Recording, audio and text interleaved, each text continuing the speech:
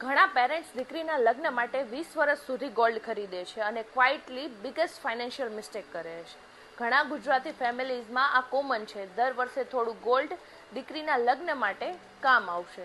ચાલો actual math કરીએ. ધારો કે ફેમિલી દર વર્ષે 2 લાખનું ગોલ્ડ ખરીદે છે. 20 વર્ષ સુધી 2 લાખ ઇન્ટુ 20 40 લાખ. અને રિયાલિટી શું થાય છે? લગ્ન વખતે સેમ ગોલ્ડ, મેકિંગ ચાર્જ ગયા, exchange loss, design outdated, liquidity issue અને બિગેસ્ટ ટ્રુથ, આ 40 લાખ ડેડ એસેટ્સ બની ગયું. હવે ટ્વિસ્ટ સાંભળજો.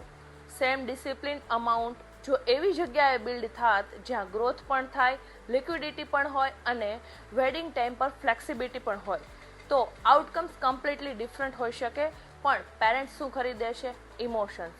અને ગુમાવે છે શું? ઓપોર્ચ્યુનિટી. દીકરીને ગોલ્ડ ઓછું ચાલશે પણ ફાઇનાન્શિયલી સ્ટ્રેસ પેરેન્ટ્સ નહીં ચાલે. રિટર્ન પહેલાં રીઝન સમજો. ઓલવેઝ કહું છું, રિટર્ન પહેલાં રીઝન સમજો.